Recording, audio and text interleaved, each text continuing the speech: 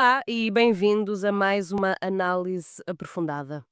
Hoje temos em mãos a insustentável leveza da queda. Exato.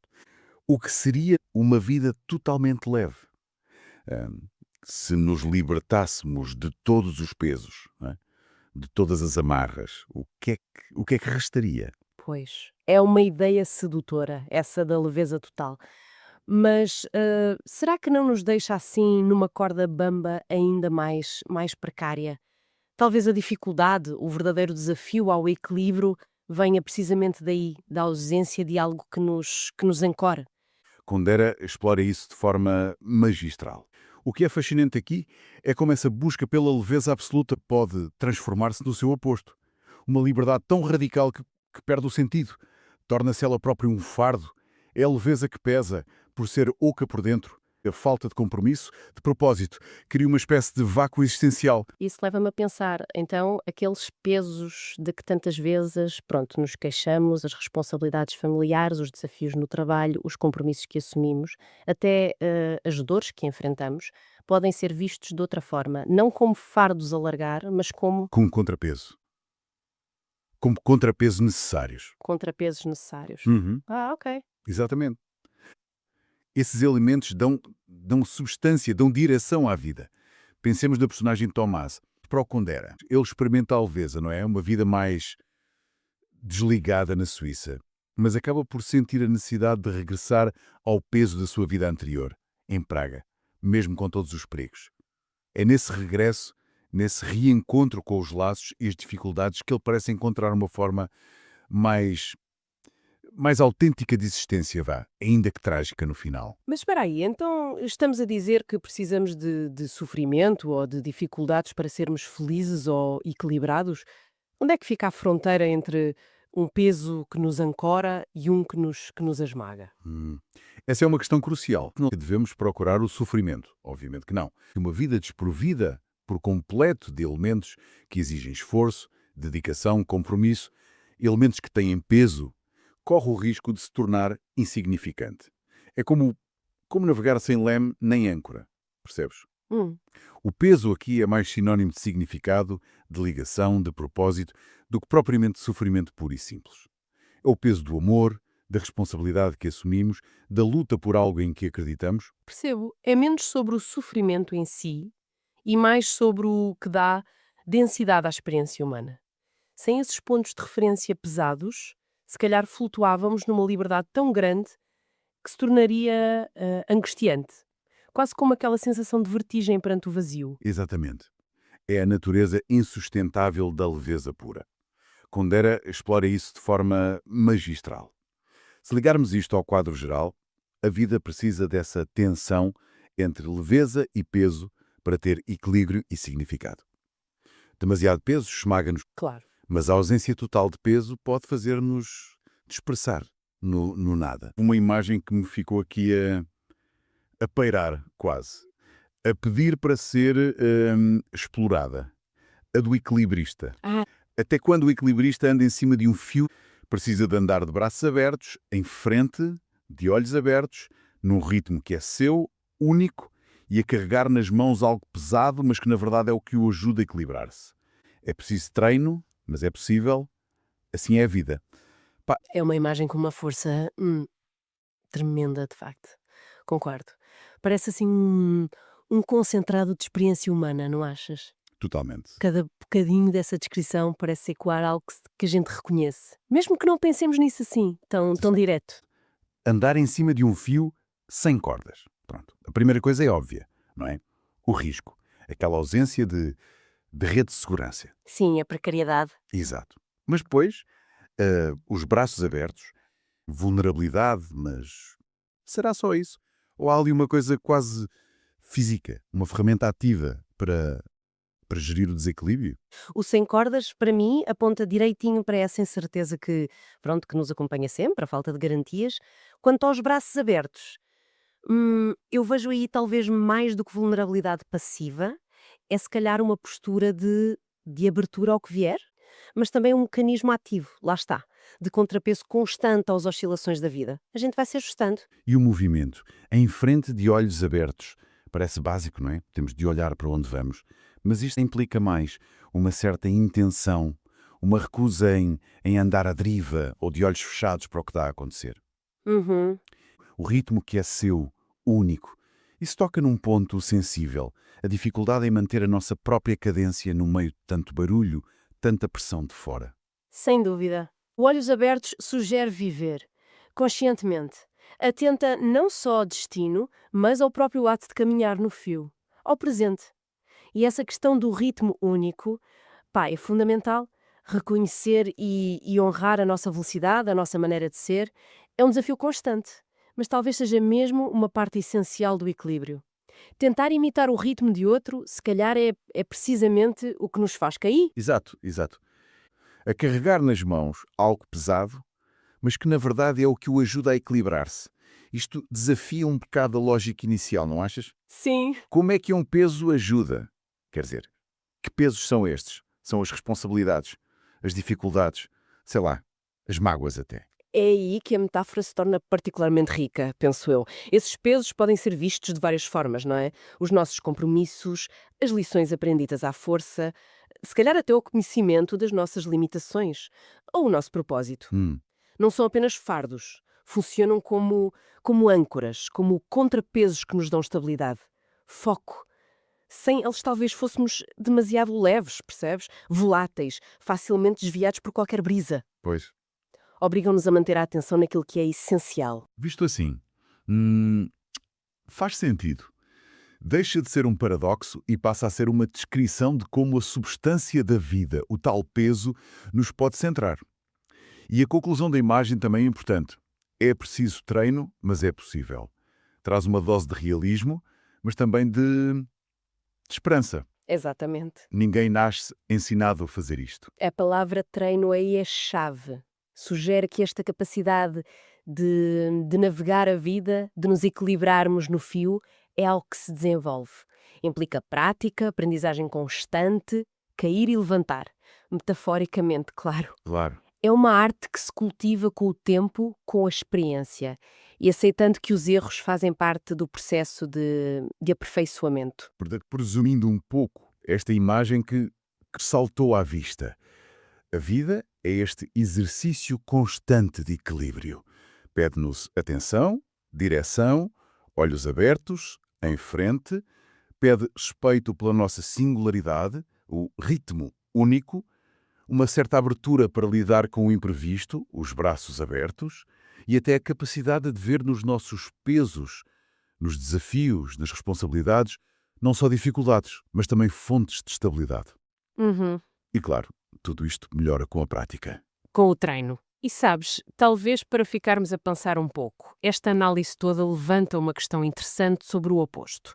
Se estes pesos, estas coisas que parecem dificultar, são na verdade cruciais para o nosso equilíbrio na corda bamba, o que é que significaria aspirar a uma vida totalmente leve, livre de quaisquer pesos ou amarras?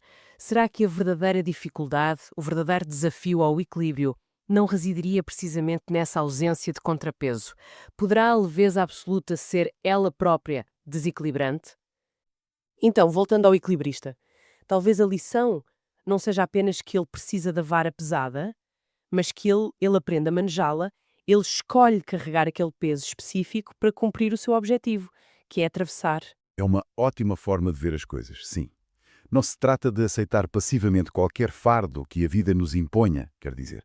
Trata-se de reconhecer que certos pesos, os laços que escolhemos, as responsabilidades que assumimos, os valores pelos quais lutamos, são na verdade as ferramentas que nos permitem atravessar a corda bamba da existência com alguma estabilidade.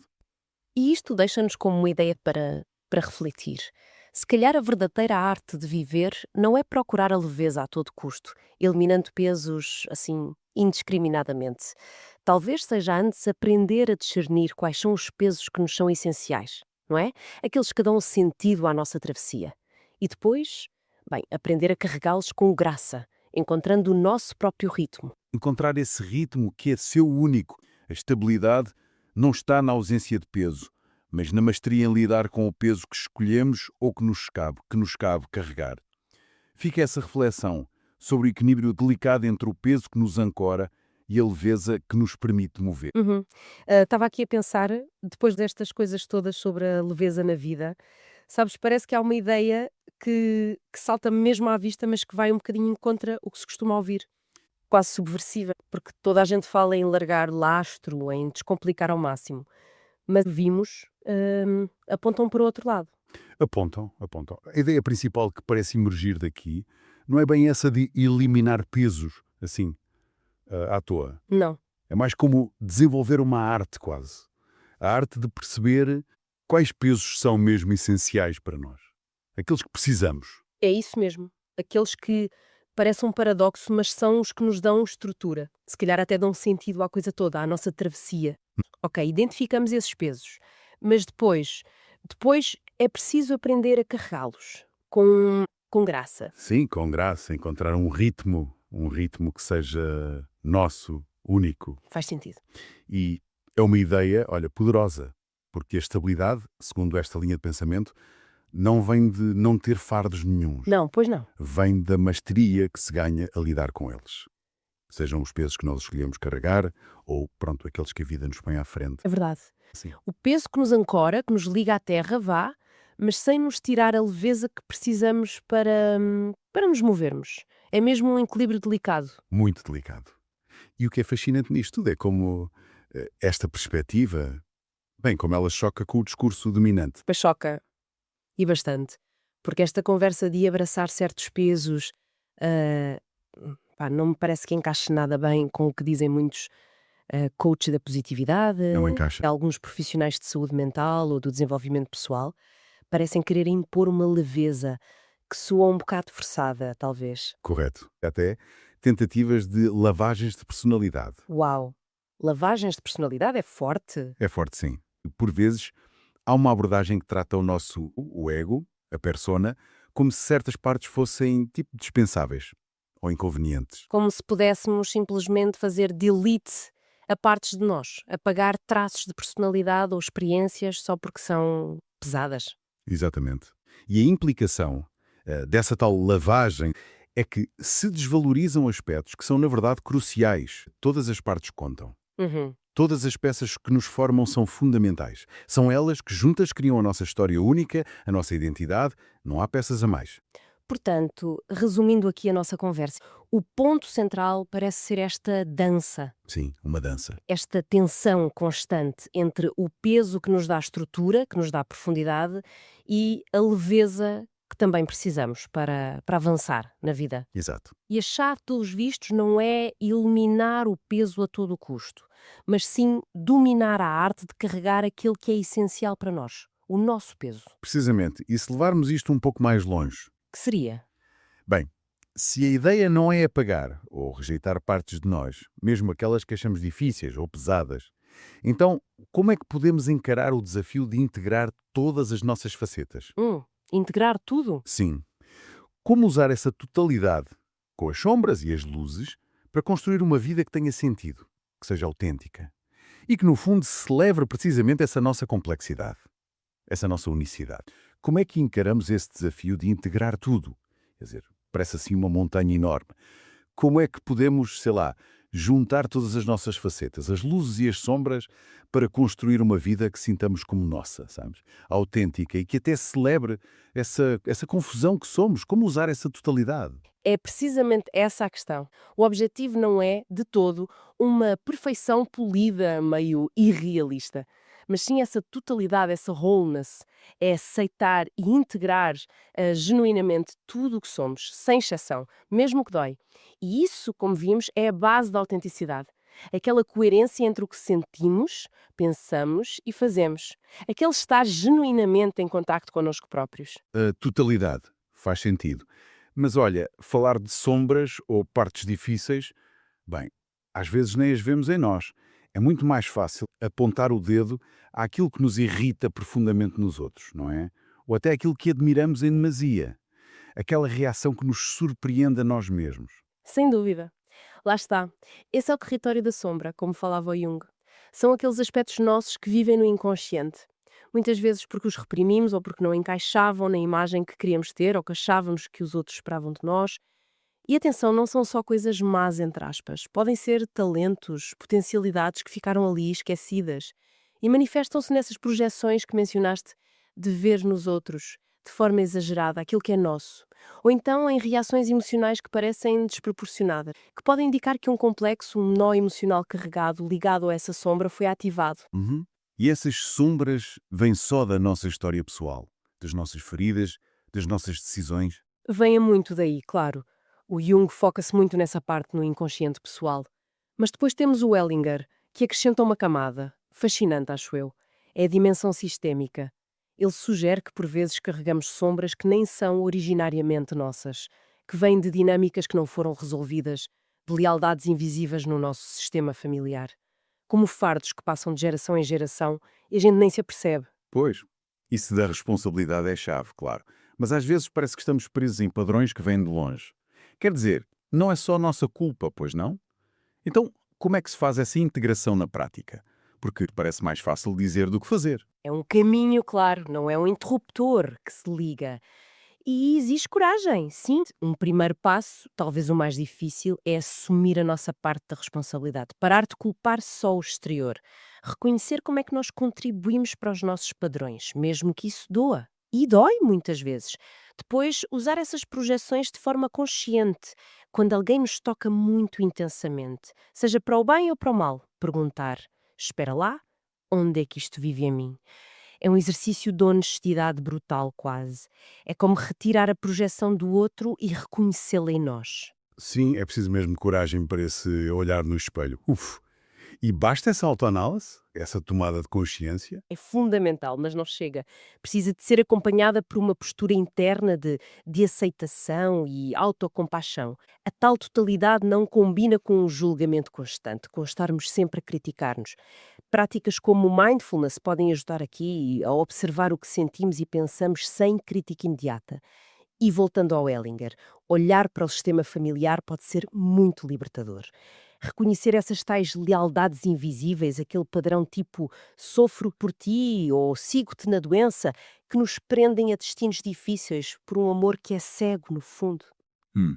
E o que é que se faz com esse reconhecimento?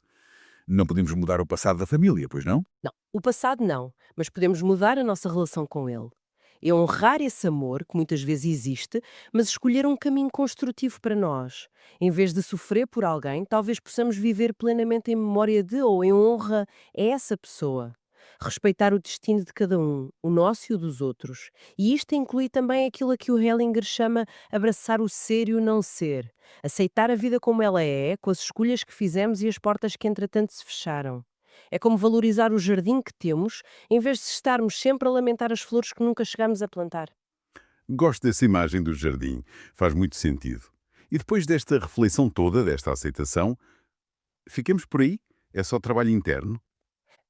A integração a sério acontece quando convertemos o insight, a compreensão, em comportamento.